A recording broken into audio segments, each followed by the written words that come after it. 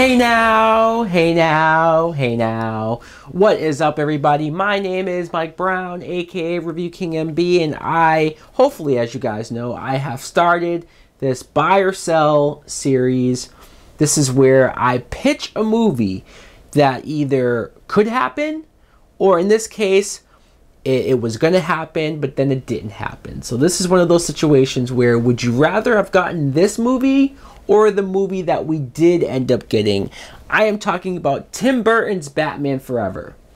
Now, we got a Batman Forever that was directed by Joel Schumacher, and that some people love it and other people hate it. I'm under the love it camp. I actually do enjoy that film. I grew up on that movie, so it's kind of weird for me to be pitching this, right? Well, the Batman Forever that I am pitching is, if Tim Burton stayed on, that would mean that Michael Keaton would have stayed on. And so we would have gotten a third movie with Michael Keaton as Batman, Bruce Wayne, and a lot of people look at Michael Keaton still to this day as their favorite Batman, the best Batman. And I get it. He is good.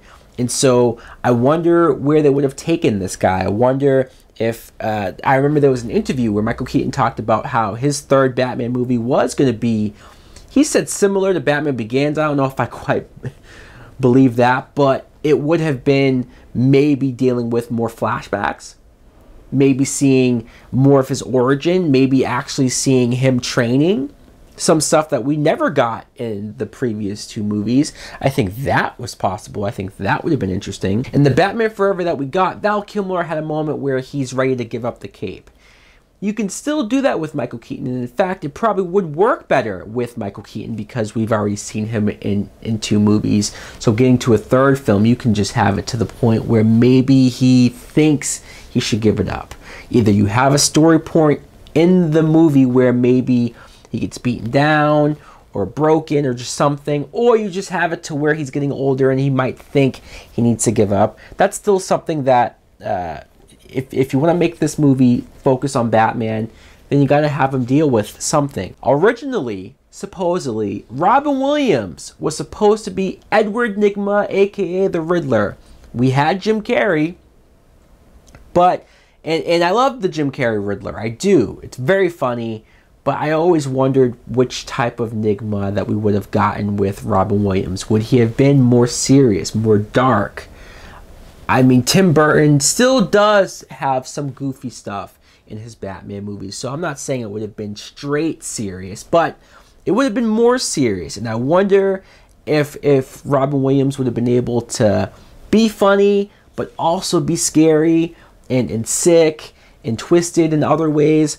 The whole, if they kept his obsession with Bruce Wayne, like Robin Williams playing that up, similar to maybe 1 Hour Photo. Again, not that dark, but still in the same vein. This time, if it was Robin Williams, I would prefer him to wear a green suit and not the green spandex. It works for Jim Carrey, but I think Robin Williams, to look more traditional, at least in the animated version of the Riddler, that's the look that I think I would rather have. And I wouldn't want him to have the plot of the brain drain device. It's fine for Carrey, but I want Robin Williams to be more about the riddles, to be more about committing crimes and trying to outsmart Batman. Traditional Riddler, where he's just obsessed with proving that he's smarter than Batman. And that could be something that we could deal with, especially if he finds out that Bruce Wayne is Batman. He could be a couple steps ahead of him. Instead of Tommy Lee Jones as Harvey Dent Two-Face, I think we need to bring it full circle. Bring back Billy D. Williams. You casted him for a reason, right? So he comes back in this movie as Harvey Dent. Now you can do, if you're going to do the origin of the Riddler like they did in the other Batman Forever, then you can't do the origin for Billy D. Williams. I mean, it would be too much, right? It would be too weird. So you can have him be the Two-Face character at the beginning of the movie. You can do that, but I still want that flashback of how he became Two-Face, the courtroom scene. You could do the same thing over. And sure, maybe him and Bruce weren't like the best of friends in this continuity, but you could still have it to where we saw how Harvey Dent was. We saw that he was a good guy, that he was trying to help. I think you can play into that with Batman, trying to turn him back. I'd love to see his Two-Face be more about the double-sided personality, that there is a good side of him, and we get to see that, and how that conflicts with the evil part of him, that maybe is done with it, thinks the city's corrupt, and just wants to destroy everything. That would be fascinating. That would be dark. That would be probably scary. And the coin, the flipping the coin, not just flipping it just to do it until it lands on the side you want. No, I want this to be the sole purpose of what he does. In Tim Burton's Batman Forever, supposedly, he wanted to cast Marlon Wayans as Dick Grayson Robin. And I can't change that. I'm just pitching what was going to be. And if Marlon Wayans was going to be Robin, then fuck, I guess he was going to be Robin. And I have a hard time pitching this or buying this myself. I personally wouldn't do it. But if it was going to happen, maybe Marlon Wayans could play it more straight. Obviously, maybe this Robin would have been sillier. But I don't want him to be too over the top. I don't want him to be the typical Marlon Wayans humor that we get, especially nowadays. I want him to show some of that serious side that I've heard he can do. I've heard that he can do serious performances. I've heard that he has it in him. And so I'm not asking for an Oscar performance. I'm just asking, if he's going to do it, I want some real moments. I want the circus scene where his parents get killed. I want to feel that. And I want him to pull that off. Maybe he can do it. Supposedly, Rene Russo is going to be in the movie, probably as the Nicole Kidman part, or at least similar. Now, me personally, I wouldn't have her be the love interest like that. I wouldn't have her be that pathetically fawning over Batman. I want it to be more subtle. Maybe you can have a slight romance with them, maybe.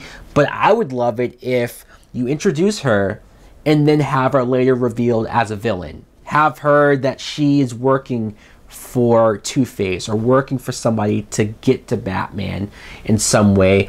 I want a twist. I want to swerve. And the reason why I don't want her to be the love interest is because Michelle Pfeiffer as Catwoman, aka Selena Kyle, she does not die in Batman Returns. They make it a point for the last shot that we see in that movie is Catwoman alive and well, looking at the bat symbol. How do you not do a sequel, a Tim Burton sequel, without Catwoman? I think maybe you can tease it to where she doesn't show up till halfway through or something. Have it be where maybe she's stalking Batman or watching him, and then she helps him. She helps him. You can have Robin there too, whatever. She helps the both of them. But I want her to be there. I want her to have a presence. I want her and Bruce to get together by the end of this movie. And also, if Burton is back, then most likely Danny Elfman will be back. And Danny Elfman, he's somebody who not only created one of the greatest themes for a superhero movie ever, the Batman score. We all know it. We still to this day think of it as Batman score. The second Batman movie, he had it similar. Of course, the Batman theme is still there, but every other character had their own theme. The whole score, the whole soundtrack is a different soundtrack from the '89 movie. So he will go different. As much as I don't mind the Elliot Goldenthal theme, it's fine. It's even okay. It's cool. But I want to see what Danny Elfman would come up with for another third Batman movie. So guys, that's my pitch. Tim Burton's Batman Forever. Do you think this could have worked? Or are you glad that we got the Batman Forever that we got, Joel Schumacher? Just remember that Joel Schumacher's Batman Forever eventually gave us Batman and Robin. Who knows what Tim Burton's Batman Forever would give us?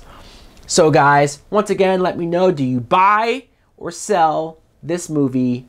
Thanks for watching. Like, comment, subscribe. Later!